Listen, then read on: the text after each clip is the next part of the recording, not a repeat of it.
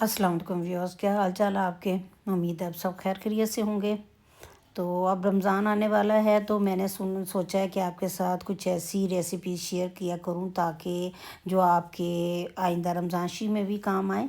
तो ये देखिए, सुबह सुबह का आगाज़ हो चुका है और मैंने जो पानी रखा होता है चिड़ियों के लिए, चिड़िया आज बहुत ज़्यादा नहा रही, पता नहीं इसको सुबह सुबह गर्मी लग गई है। तो साथ ही मेरे नाश्ते का भी काम स्टार्ट हो गया है, नाश्ता कर रहे हैं।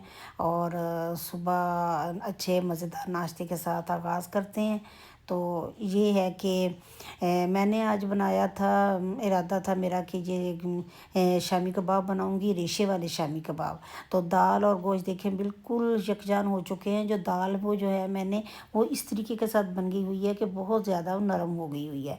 तो जब भी हम दाल और गोश्त आप बनाते हैं तो उसमें मैं आपको एक टिप दूं जो कि मेरी अपनी ज़ाती टिप है, लेकिन उसके साथ जो कबाब हैं वो बहुत ज़्यादा जूसी बनते हैं। कई लोगों के कबाब देखे हैं जब खाते हैं तो अंदर से सख्त सख्त से होते हैं, खुश्क से होते हैं। अगर 1.5 किलो मेरे पास गोश्त है और 3 पाव मैंने उसमें दाल डाल दी है, क्योंकि मैंने कौन सा दाल जो है दाल गोश्त डाल के ज़्यादा दाल डाल के वो मैंने किसी ओकेजन के लिए बनानी है या मैंने बाज़ार में देनी है, अगर घर में बनानी है ना, घर के लोगों के लिए बनानी है, तो उसमें अगर दाल कम होगी गोश्त ज़्यादा होगा तो ज़्यादा टेस्टी बनेंगे। और रेशे वाले कबाब के लिए मैंने ज़रा बड़े बड़े साइज़ की बोटियाँ ली हैं ताकि उसके रेशे भी बड़े बड़े बने और जायकादार बने।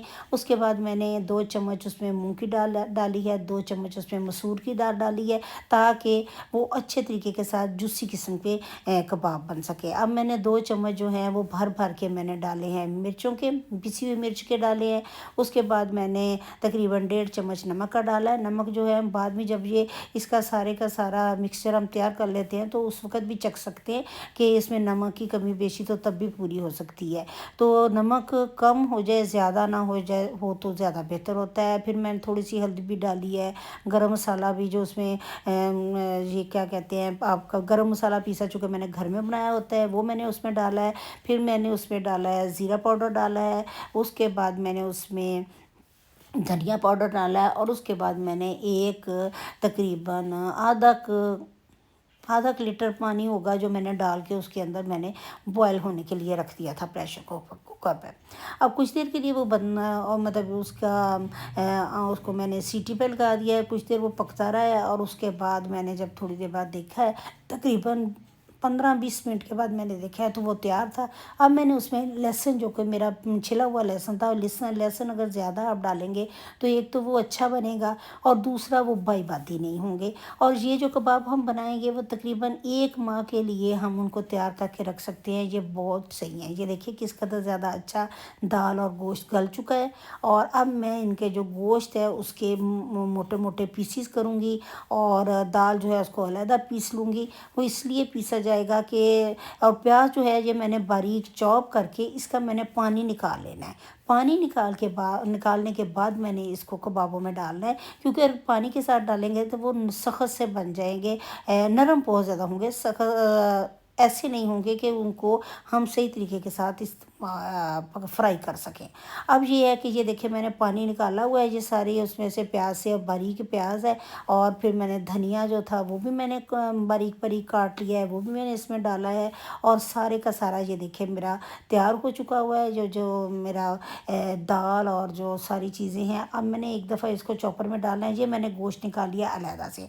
ये गोश्त मैंने इसलिए अलहदा निकाला है कि इसके मैं रेशे बनाऊंगी, अलहदा इसमें डालूंगी इसको सारे, क्योंकि ये बस बंदे का माशाल्लाह ज़्यादा तादाद में बनाए तो वो पीसना जो है वो आसान नहीं होता। तो मैंने ये सारी दाल, लहसुन, हरी मिर्चें, जो धनिया था, ये सारी की सारी चीज़ें मैंने चॉपर में डाल के उनको अच्छे तरीके के साथ पीस लिया है।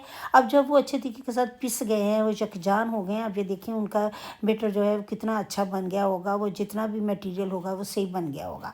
अब इसको निकालने के बाद चूँकि अब ऐसे तो रेशे नहीं बने होंगे, तो जो मैंने बोटियाँ बाहर निकाली थी उनके मैंने रेशे बना लिए हुए हैं हाथों के साथ। रेशे बनाने आने के बाद मैंने इस सारे के सारे सामान को इनके अंदर अच्छे तरीके के साथ मैंने मिक्स कर लिया है। मिक्स करके वो मैंने अलहदा सा उसका मटेरियल बना लिया है।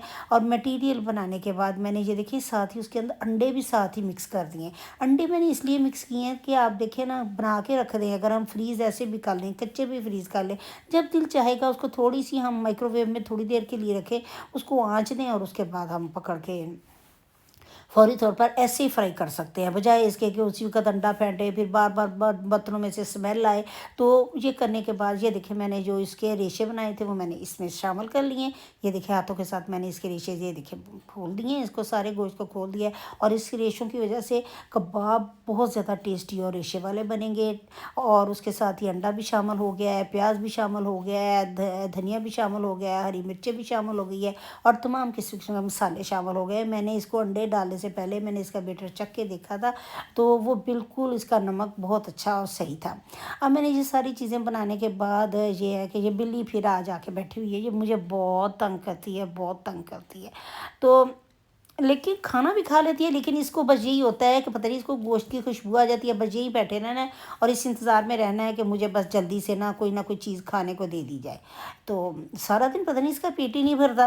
अच्छा, अगर इसका अपना पेट भर जाता है तो अपने जो जितने भी जो फ्रेंड्स होते हैं उनको उठा के ले आती है साथ। और इतनी तेज़ इतनी चालाक है कि खुद खड़ी रहती है, जब इसको डाले तो फ़ौरन पीछे हट जाएगी और पता नहीं उनको इशारा करती है क्या करती है, वो टूट पड़ते हैं गोश्त पे भी। अब इतना ज़्यादा गोश्त और इसका नखरा इतना हो गया है कि इसने उबला हुआ गोश्त खाना है और खाना गोश्त ही है, कोई और चीज़ नहीं इसने खानी। अब ये देखिए मेरा सारे का सारा मटेरियल तैयार हो चुका हुआ है।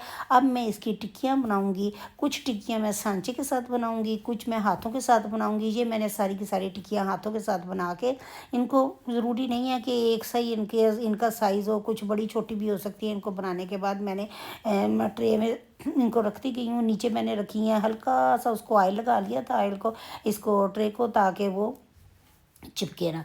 उसके बाद मैंने उसकी लेयर एक शॉपर डाल के उसकी लेयर बनाई है और उसके बाद एक एक करके उसको सेट करती चली गई हूँ। करने के बाद अभी मैंने चावल बनाए हैं और चावलों के साथ ये देखिए मैंने कबाब तले हैं। आप खुद देखें कि उसकी किस कदर ज़्यादा रेशे वाले कबाब हैं और कितने उनका टेस्ट अच्छा है।